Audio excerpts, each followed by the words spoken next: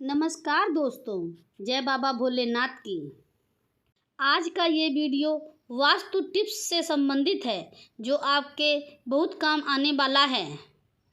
जब भी आप अपना नया घर बनवाएं तो उसके मुख्य द्वार यानी कि मेन गेट की दिशा का अवश्य ही ध्यान रखें, क्योंकि मेन गेट से ही इंसान का सौभाग्य और खुशियां घर आते हैं।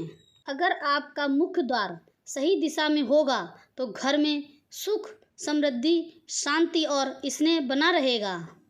अक्सर घरों में जो कि नए बने हुए हैं उनमें कुछ न कुछ परेशानियां अवश्य ही महसूस होने लग जाती हैं, जिसे समझ पाना बहुत ही कठिन होता है। इंसान सोचता है कि पहले घर में तो ऐसा नहीं था, यहाँ पर ऐसा क्या हो गया, ये तो नया घर बनवाया है हमने, वहाँ तो कभी कभी होता था, थोड़ा होता था, यहाँ तो बहुत ज़्यादा होने लग गया है। इन सब का कारण वास्तु के अनुसार गेट से होता है। वास्तु शास्त्र में मेन गेट का बहुत ही महत्व माना जाता है। हर दिशा का अलग अलग महत्व है। उत्तर दिशा को सबसे अच्छा माना जाता है। कहते हैं कि अगर उत्तर दिशा में आपका मुख्य दरवाज़ा यानी कि मेन गेट है तो धन का आगमन सदा बना रहेगा। जब भी आप घर बनवाएं तो मुख्य द्वार का अवश्य ही ध्यान रखें। कोशिश करें कि मुख्य द्वार यानी कि मेन गेट उत्तर, उत्तर पूर्व या पश्चिम की ओर होना चाहिए। दक्षिण, दक्षिण पश्चिम, उत्तर पश्चिम या दक्षिण पूर्व में गेट नहीं हो तो ही अच्छा होता है। अगर आपका मेन गेट दक्षिण दिशा में है तो उसका वास्तु ठीक अवश्य करवाएं। इन बातों का ध्यान आप मकान बनवाने से पहले ही कर लें तो ज़्यादा फायदा होगा। अगर घर के मेन गेट का वास्तु सही नहीं होगा तो घर में बहुत सारी परेशानियां आ जाएंगी। ना चाहते हुए भी ढेर सारी समस्याएं उत्पन्न हो जाएंगी, जिसे सही करना कठिन होगा। इसलिए आप मेन गेट का अवश्य ही ध्यान रखें ताकि पहले से ही सब ठीक किया जा सके। घर बनवाते समय पूरी जानकारी लेकर ही घर बनवाएं ताकि गेट का वास्तु ठीक किया जा सके। अगर आपने ऐसा कर लिया तो आपके घर में खुशियों का अंबार होगा।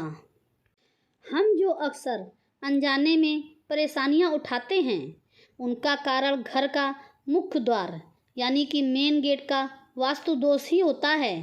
पूर्व में, उत्तर में मेन गेट अच्छा माना जाता है। दक्षिण दिशा से बचना चाहिए। कोशिश करें कि इस दिशा में गेट ना हो। पश्चिम में भी ठीक ठाक माना जाता है। दक्षिण मुखी गेट का उपाय पहले ही कर लिया जाना चाहिए ताकि आने वाली परेशानियां खत्म हो जाएं। बेवजह की जो समस्याएं आ जाती हैं वो आए ही नहीं। इसके अलावा कुछ और बातों का भी ध्यान रखें कि मेन गेट के सामने क्या हो क्या नहीं हो। जैसे कि घर का मुख्य द्वार कभी भी एकदम बीच में नहीं बनवाना चाहिए, इसे कोने में बनवाना चाहिए। जिन घरों में एकदम बीच में मेन गेट होता है वहाँ हमेशा आर्थिक परेशानियाँ बनी रहती हैं और समस्याएं उत्पन्न होने लग जाती हैं। मेन गेट हमेशा अंदर की ओर खुलना चाहिए। एक ही सीध में 3 दरवाजे नहीं होने चाहिए, ये भी अच्छे नहीं होते हैं। मेन गेट के सामने कभी भी ध्यान रखें कि बिजली का खंभा ना आए। मेन गेट की सफाई का ध्यान जरूर रखें, ये हमेशा साफ सुथरा होना चाहिए।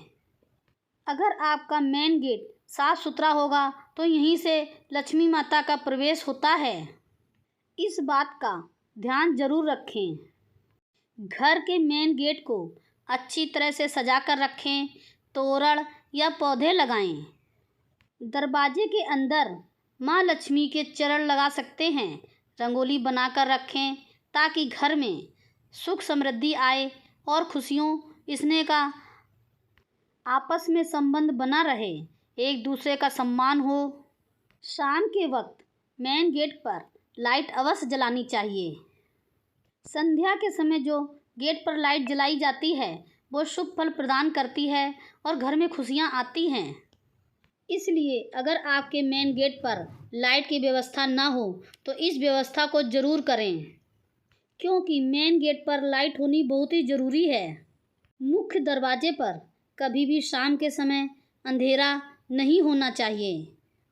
शाम के समय अंधेरा होना अच्छा नहीं होता है, इसलिए अगर व्यवस्था नहीं है तो आप लाइट की व्यवस्था अवश्य ही करा लें, जो कि आपको शुभ फल प्रदान करे। शाम के समय जो आप लाइट जलाएंगे इसे नियमित जलाना है, ना कि सिर्फ एक दिन जलाकर फिर इसे बंद रहने दें। ऐसा न करें, हमेशा इसे शाम के समय जली रहने दें। घर के मेन गेट पर स्वास्तिक, ओम, कलश जैसे शुभ चिन्हों को भी जगह दें। इसे भी वास्तुशास्त्र में बहुत ही शुभ माना जाता है। इसे लगाने से घर की निगेटिविटी दूर होती है। इन चिन्हों को मेन गेट पर अवश्य ही जगह दें ताकि सुख समृद्धि घर में प्रवेश कर सके। इस प्रकार से अगर आप मेन गेट का ध्यान रखेंगे तो सुख समृद्धि तो आएगी ही, साथ में घर में सुकून और शांति भी होगी। तो आप घर बनवाते समय मेन गेट का अवश्य ध्यान रखें ताकि आपके घर में सुख समृद्धि बनी रहे और कभी भी दुख आपके द्वार पर ना आए। फिर मिलते हैं नए वीडियो में नई जानकारी के साथ। तब तक के लिए सबको जय बाबा भोलेनाथ की।